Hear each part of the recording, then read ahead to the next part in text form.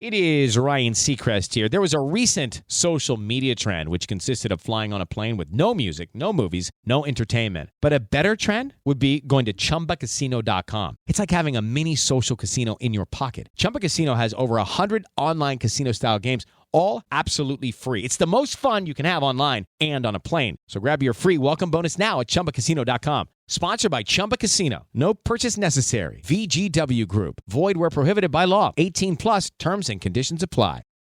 Over the last 75 years, over 10,000 chemicals have been introduced to our food supply. Yet the EU only allows 300 food additives. But at Thrive Market, we bring our members the highest quality brands and restrict more than 1,000 ingredients found at conventional grocery stores, making the switch as easy with our Healthy Swaps scanner, which finds better versions of all your favorite pantry, snacking, and home essentials without the added junk, dyes, and fillers. Plus, it's all delivered straight to your door. So if you're looking to shop at a grocery store that actually cares about your health, go to thrivemarket.com/podcast and you'll get 30% off your first order and a free gift.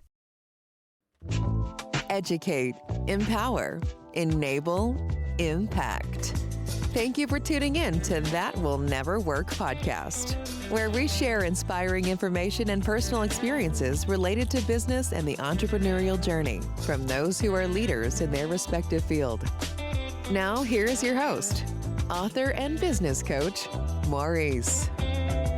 Thank you very much for tuning in today. We have a highly sought after speaker, trainee, and coach known as Jim Carrey with a PhD. He has spoken to over 3,500 audiences worldwide and authored 16 books, including his latest, Leadership Begins with Motivation.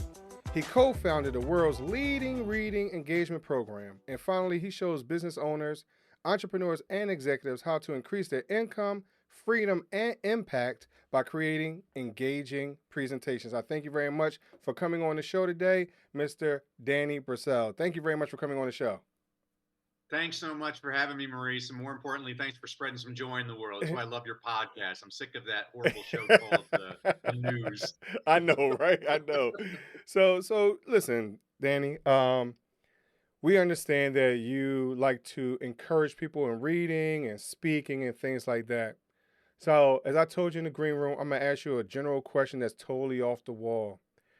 How can I read if people are not taught how to write cursive anymore, right? So totally off the wall, because that's a skill that we don't offer anymore. So we can't, I've seen some children who can't even read cursive right now because it's not being taught. So what I'm getting at is, how do we get back to the basics of something as simple as just reading? Well, I love that question, Maurice. I actually think, so how many kids have to read cursive nowadays? I mean, everything's typed anyway. I don't know if you need cursive as much as maybe we should be teaching kindergartners how to type. But Right. I've always had a problem with the way we teach kids how to read. I mean, I think schools do an adequate job of teaching kids how to read. Mm-hmm. But the question I always ask people is, what good is it teaching a kid how to read if they never want to read? Mm-hmm. I teach kids why to read because I've never had to tell a kid, go turn on the TV. I've never had to tell a kid, go play a video game. And I never want to have to tell a kid, go read. I want them to choose to do it because they love it. There's simple strategies I show people on how to get their kids excited about reading. I mean, going to your question on the cursive and everything, it's I had a book when I've taught all grade levels. When I taught most of my career in the Compton and Watts area of South Central Los Angeles. And when I was teaching second grade, I had a little boy named Kiara. And Kiara's first grade teacher told me, Kiara don't know nothing. I'm like, well, thank you for that. Kiara, who don't know nothing, comes in my classroom. This is long ago. And he's like, hey, Mr. Brassell, you see Barkley last night? He had 18 points, 16 boards. I'm like, thank you, Kiara. Because from that point on, Maurice, every day after lunch, I'd sit Kiara on my lap. We'd read the LA Times sports page together. And by the end of the year, Kiara was my best reader. And all that kid ever read about was sports. Now, do I think he needs to expand his reading beyond that? Absolutely. But, this is a secret I share with parents all the time. The little boy who only reads Captain Underpants is going to become a better reader than the little boy who refuses to read anything. Captain Underpants is the gateway drug to Shakespeare, but you got to get the kid hooked first. And so really the answer to your question, which is a very long answer to a short question, is I just don't like the way we teach people. It's the same thing with your audience. You got hustlers in your audience, and Mm-hmm. I read biographies of successful people all the time, and one of the common characteristics of most successful people is they dropped out of school. Mm-hmm. And I'm like, Mm-hmm. what are we doing wrong in school if Mm-hmm. that's the case? Like, there's so many kids out there that if, oh, you don't want to do this worksheet? Well, how about you create a little side hustle and I'm going to have you create a website? I mean, rather than doing a 20-minute worksheet, the kid will spend 100 hours on their own time because they're excited about it and they'll do it and they'll learn so much more. It's a lot tougher to do that, but when I train teachers, I always say anyone can teach. Mm-hmm.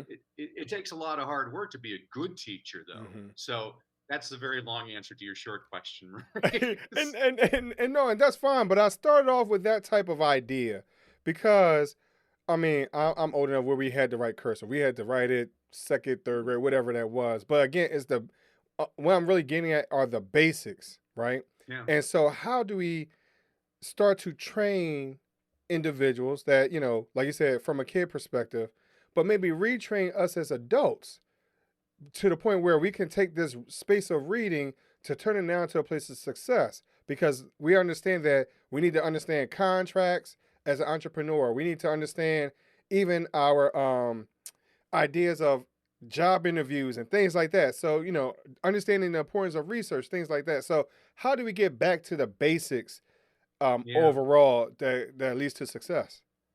Yeah, so General Eric Shinseki, he was the first Asian 4-star general in the U.S. Army. He had a quote that I love. He says, if you don't like change, you're going to like irrelevance even less. And we have to understand that the world is constantly changing, and we need our skill sets to keep changing with them. So all of us old guys like you and me who are taught cursive, maybe what we need to be learning right now is AI. I mean, when I was a kid, you had to have answers to questions. Now, if I want to answer a question, I can Google it Right. and I'll have the answer instantly. I think the better skill now, because of AI, is learning how to ask the right questions. Yes. When I type things into AI, the more specific I am, I get better answers from the AI. And who cares what the capital of Vermont is? It's silly. Like, again, there's people in your audience. These are side hustle people. Like, wait a sec. How did this guy? So, I mean, you and I both like sports. So I'm like, okay, well, how did Jordan negotiate his contract and Pippen negotiate his contract? Because Jordan did a much better job with his negotiation. What was the difference there? It's like, well, because Jordan, he wanted some stake in it. So it wasn't just a contract with Nike. He was like, oh, I want a part of the company. Well, that was brilliant. That's something. I'm a huge Laker fan, and people don't realize that Shaquille O'Neal, every company that he endorses, he has a piece of that company. Yes. He'll only do that. I mean, I think his biggest NBA contract, which is not peanuts, was like $35 or $40 million.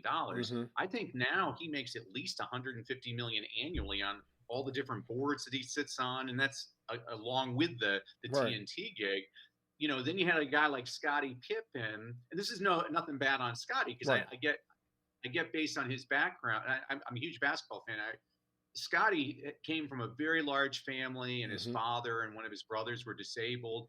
And so when the Bulls offered him a guaranteed contract for, I think it was like in 1990 for like $20 million. I mean, my gosh, even mediocre players today make more than that. It's ridiculous. But he signed it.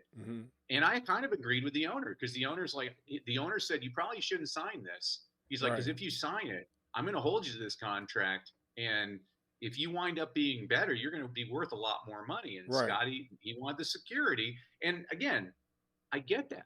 All of us have different mindsets. I don't believe your audience has that mindset. Your audience, if they're listening to you, the reason they're listening to you is they want to get up a little bit further ahead. Right. And that's what I love. I love about entrepreneurs is they're thinking about different angles. And so, hey, you already just gave your audience a side hustle. Maybe one of them has to teach people cursive. and I totally agree with you that in reference to AI, especially for those of us who's paying attention to something like Apple, who's really integrating this whole intelligence thing into everything that they have going on, yes, it's probably best for us to understand it a little bit more, but we also have to understand that we've been using AI for a very long time as well.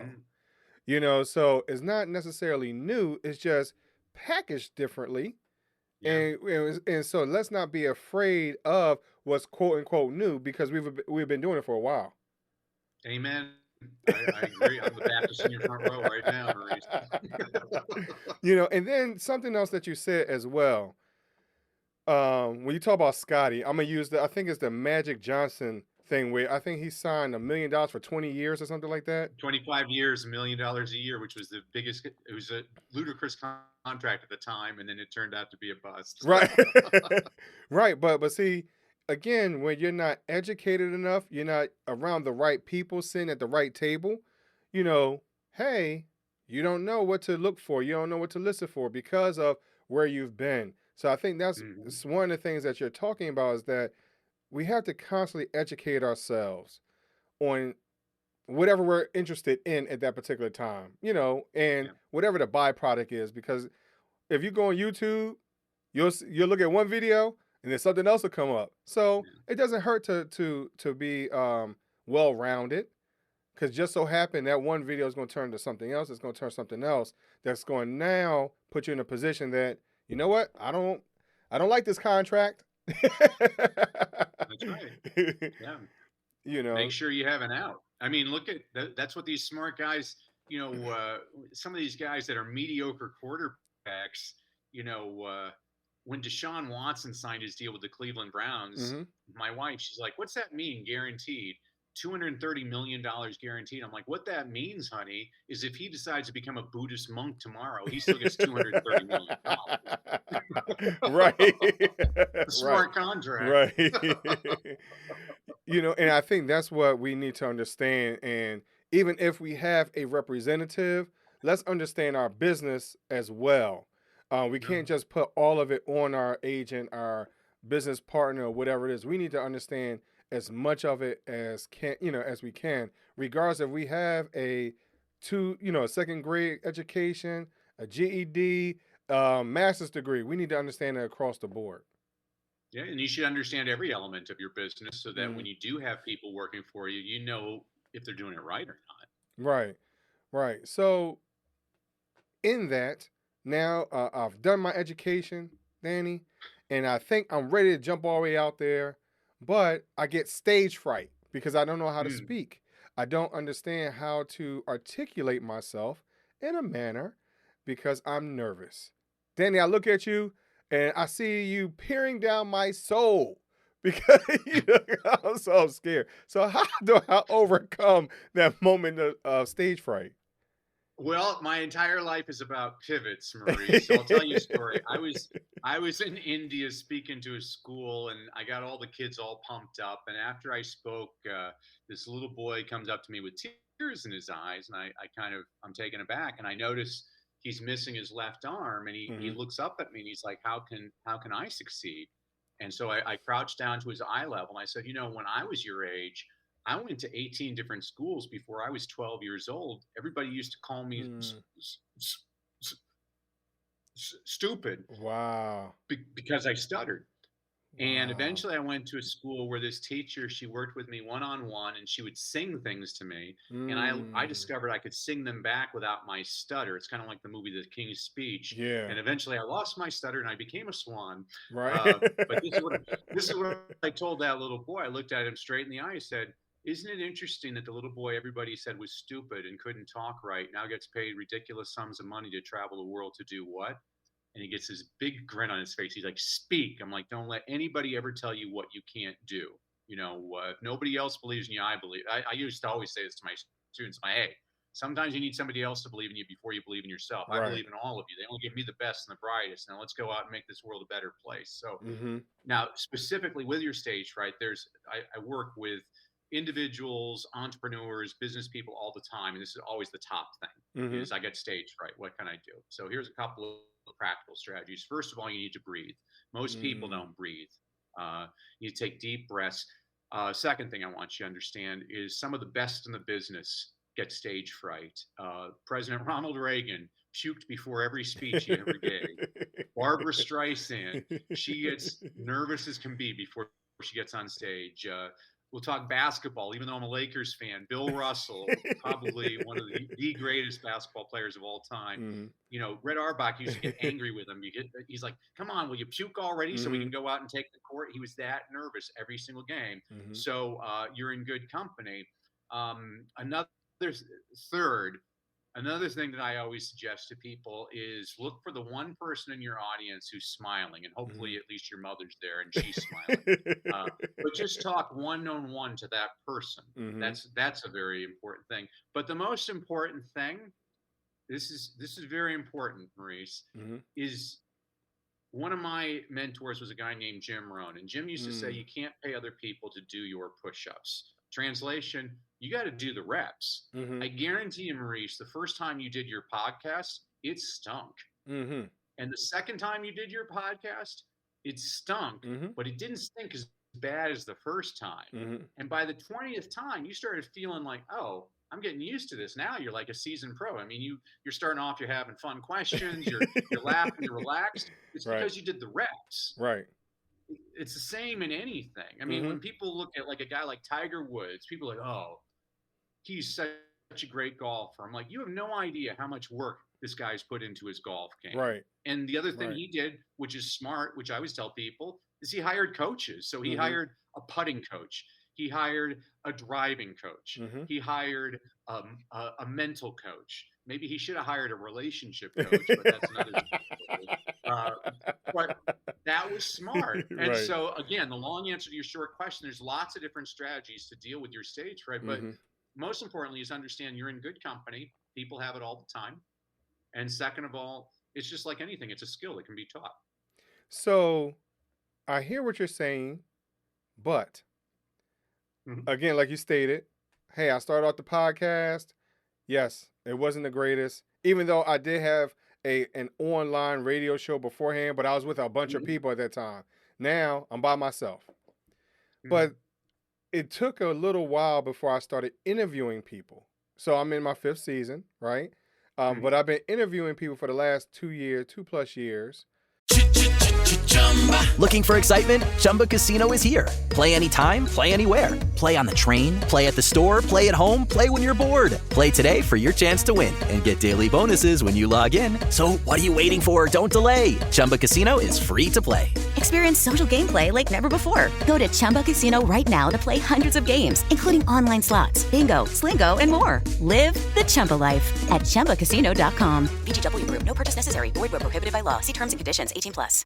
Recently, a new client called me and started by saying, Mr. Morgan, I really need your help, but I'm just a nobody.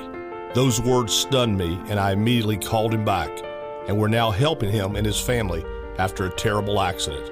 I'm John Morgan of Morgan & Morgan. Everybody who comes to our firm at their time of need is a somebody. I grew up poor, but my grandmother was like a queen to us. At Morgan & Morgan, our goal is to level the playing field for you and your family at your time of need. The insurance company has unlimited money and resources. You need a firm who can fight them toe-to-toe. For right at 30 years, we have fought them in courtrooms throughout America.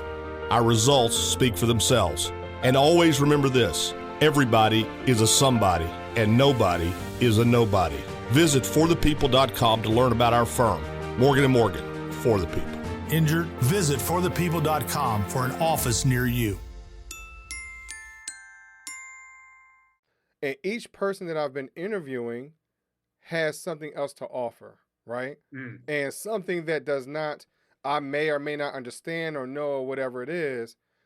And when I started in that space of interviewing, I was very, very intimidated by those individuals. Because they're expecting something else or whatever it is, but that's in my head. How do I get over that initial thought of stage fright? Because I feel inadequate. I feel as though I don't amount. I feel as though I don't have value. I don't even really know my voice at that time, Danny. So how would you suggest to someone to get over something like that in that place of stage fright?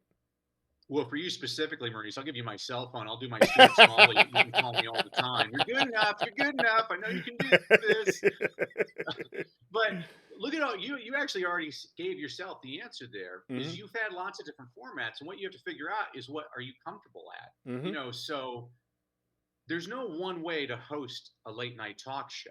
Mm-hmm. So John Oliver, his comedic show, which is this week tonight, it's on once a week, but it's different than the late night shows because he doesn't have guests. Mm-hmm. He just has basically kind of like a PowerPoint running where it's a lot of punchlines to his jokes. Mm-hmm. You know, a lot of people are comfortable with guests, and so that, you know, not Chevy Chase, his show lasted like 3 weeks. He was totally uncomfortable with guests, but maybe he would have been better if it was just him doing the monologue or something. Watch Seth Meyers. Mm-hmm. Seth Meyers doesn't do his monologue standing up. He's sitting down. Mm-hmm. That's what he's comfortable at. And this is why I watch a lot of speakers. If you really want to get better at this, you just got to watch a lot of people. You got to do the work, but you got to watch a lot of people. So I watch televangelists, I watch politicians, I watch comedians, I watch them in front of big groups, in front of small groups, in front of men, in front of women. I just told you I'm in Cape Town, South Africa. Yes. So like I'm in South Africa, so you know my football jokes now have to be rugby jokes, yes, soccer jokes. And, you know, I can't sing songs based on American stuff. It's got to be like South African stuff. And I got to greet them with Afrikaans and Zulu and stuff like that. Right. I mean, I'm trying to understand my audience. Yes. Here. Yes. And same thing with you. You know exactly what I love about your show is you have a niche, and you told me this in the green room beforehand. You said, "Oh, my audience is typically 25 to 55-year-olds. It's people working 9 to 5. They're looking for that side hustle entrepreneurs. That's great. You got a niche." I work with a lot of people. I'm like, "Oh, who do you help?" They're like, "Everybody." I'm like, "Well, if you're helping everybody, you ain't helping anybody. Like, you need to really niche it down." Whereas I was working with a woman 3 weeks ago, and her niche is she works with professional polo players, and she helps build them saddles for their horses. I'm like, dang, that's a good niche, man. I've never met anybody like that. Right. It's smart. Right. You have no idea. And even the people that I work with, a lot of financial planners, and they're always nervous. Like, oh, you know, a lot of people are financial planners. I'm like, yeah, there's your answer. A lot of people are financial answers, but they're not, financial planners, but they don't do it the way you do it. I mean, Kevin Hart's a great comedian. Not everybody loves Kevin Hart. That's why some people like Jim Gaffigan. They're both comedians, but they have their own way of talking. Nate Bargatze, he's different. The way he does his routines. Ellen DeGeneres has her own style. Right. You got that's what you know to overcome your stage fright, Maurice. All you have to do is figure out your style. So maybe your style is having some people around you. That's fine. I mean, I was watching Pat McAfee today. He has like 4 idiots around him that like make comments when he's talking. That's what he's comfortable with. Right. Some people don't like having that. You know, you watch journalists and they want to be just me and the person being interviewed. Some people don't like doing interviews. You know, this show, you're not doing it live. You know, that could definitely make you more nervous if it was live. Right. But some people prefer doing live. You know, so there's lots of different. I mean, when I used to teach, I had a lot of second language learners that I taught. And one of the standards I was forced to teach them was how to speak publicly. And they were nervous because English wasn't their first language. Right. And I'm like, you know, if the state of California is going to force me to do the standard exactly the way they wrote it, I'm going to read it like a lawyer. And I read it like a lawyer. And the standard didn't say they had to present live. And so I had the kids just start taping YouTube videos. And they were totally comfortable doing that. Nice. Well, that was the workaround. So there's workarounds around this stuff. You know, I love it when people think like a politician, like a President Obama, that he's not using notes. Of course he's using notes. He has a teleprompter. You can't see it, but he's got a teleprompter. I mean, yeah, he's a gifted speaker. He might not need the notes. The fact is he has notes. Martin Luther King Jr., his I Have a Dream speech, he had notes, which is kind of, I've always thought it's funny because the most significant part of that speech is I Have a Dream, which wasn't part of his notes. He wanted to really start connecting with his audience. And that was a sermon he had given a couple of months earlier.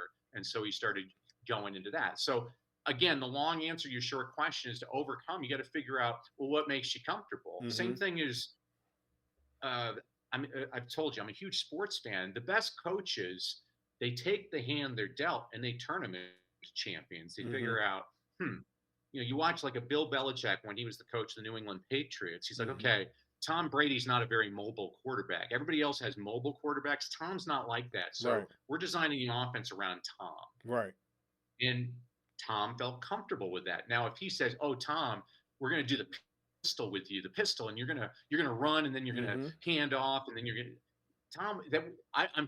I'm not gonna speak for Tom Brady, but I'm gonna guess that he probably would not have been comfortable with that. It'd be like telling Patrick Mahomes, who to me is the most exciting player in the NFL today, hey Patrick, sit in the pocket and look for the open receiver. Right. He doesn't do that. Right.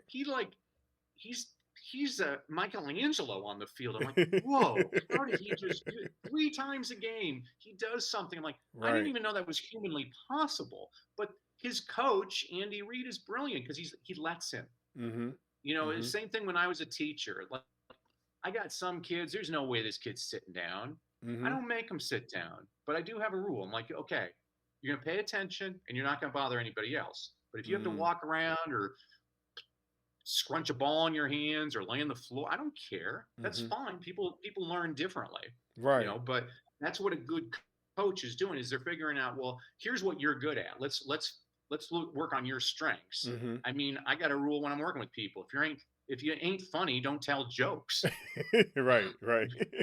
Because it's going to make you uncomfortable. Right. You got to do. And I promise you this, Maurice. Nobody does Maurice better than Maurice. There's nobody that's better at you than you. So that's what I want you thinking about when you think that stage phrase. Doesn't matter. And what's the expectation? You made it a false expectation of this is what people expect in a host. Well, that's not right. There's lots of different hosts out there. I do 20 podcasts a week. Everybody's a little bit different. I feel that you're very amiable. You roll with things. I think your strengths, you're overlooking most of your strengths. And I appreciate that. You know, again, this is what did you say in the very beginning, right? It's about repetition, but we also talked about doing the study, you know, paying attention to other individuals, reading, mimicking, talking in the mirror, things like that. So no, what I'm doing right now did not happen overnight. Again, I've been doing this podcast for 5 years. But I have 2 other podcasts as well. So I'm constantly in this space. So I'm constantly speaking, constantly talking to people. So for myself, I still get stage fright, don't get me wrong, and I still get nervous because everyone is different and you don't know everyone's expectation, so I thank you for what you've provided and how you're shown for someone like myself. Maurice, you have it. You just got to believe it. That, but for anyone else that's not in the space that I'm in, because I've been doing this for a while, but they want something else, Danny. Where can they find you to talk to you, for you to help them get over their stage fright or understand the importance of reading and things like that? So where can they find you? Hey, you're going to let me pitch. Well, thank you for that. I appreciate it. Well, as a thank you to you and your audience for having to listen to me, I wanted to give everybody a freebie.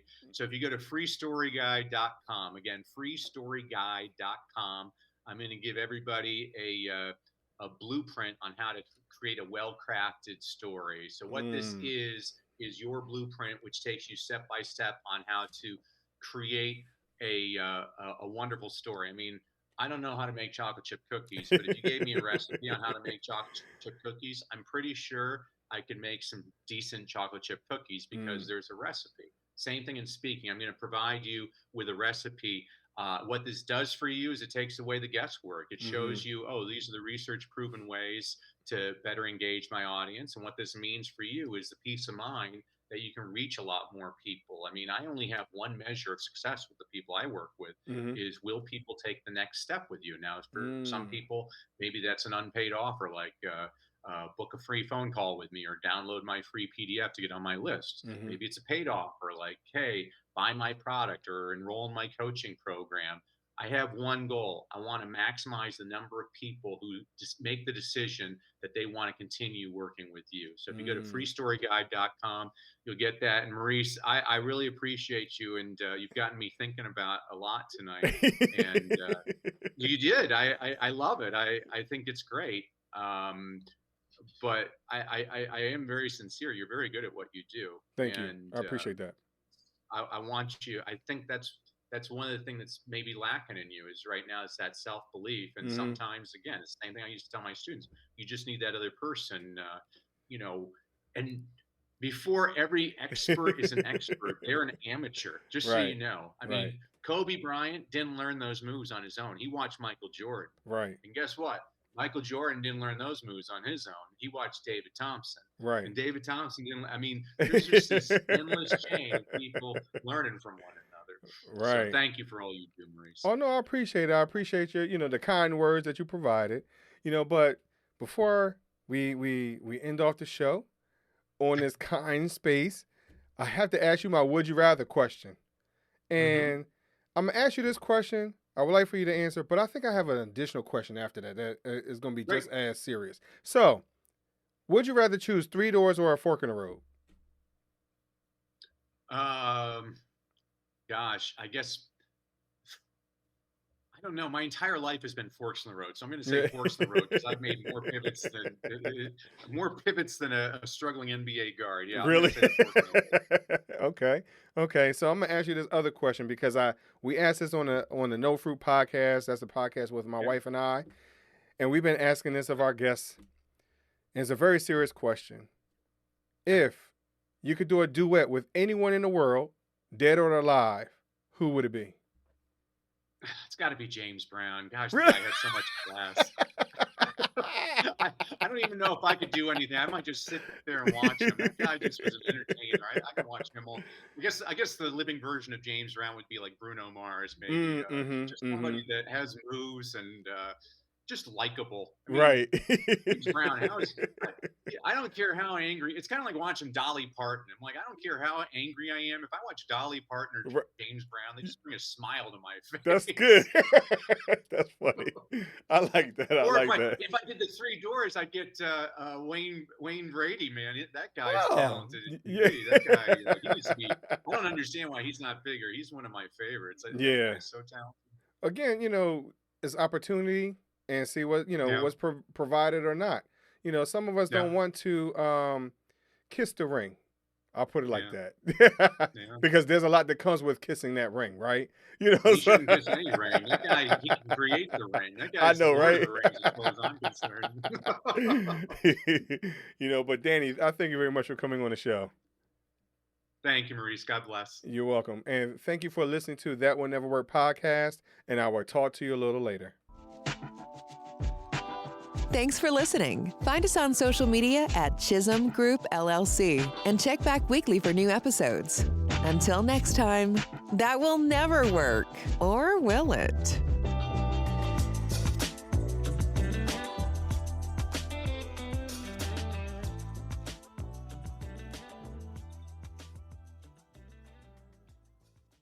Step into the world of power, loyalty, and luck. I'm gonna make him an offer he can't refuse. With family, cannolis, and spins mean everything. Now, you wanna get mixed up in the family business. Introducing The Godfather at ChumbaCasino.com.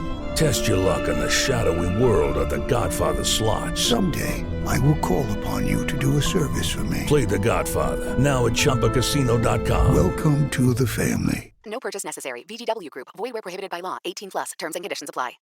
Over the last 75 years, over 10,000 chemicals have been introduced to our food supply. Yet the EU only allows 300 food additives. But at Thrive Market, we bring our members the highest quality brands and restrict more than 1,000 ingredients found at conventional grocery stores, making the switches easy with our Healthy Swaps scanner, which finds better versions of all your favorite pantry, snacking, and home essentials without the added junk, dyes, and fillers. Plus, it's all delivered straight to your door. So if you're looking to shop at a grocery store that actually cares about your health, go to thrivemarket.com/podcast and you'll get 30% off your first order and a free gift.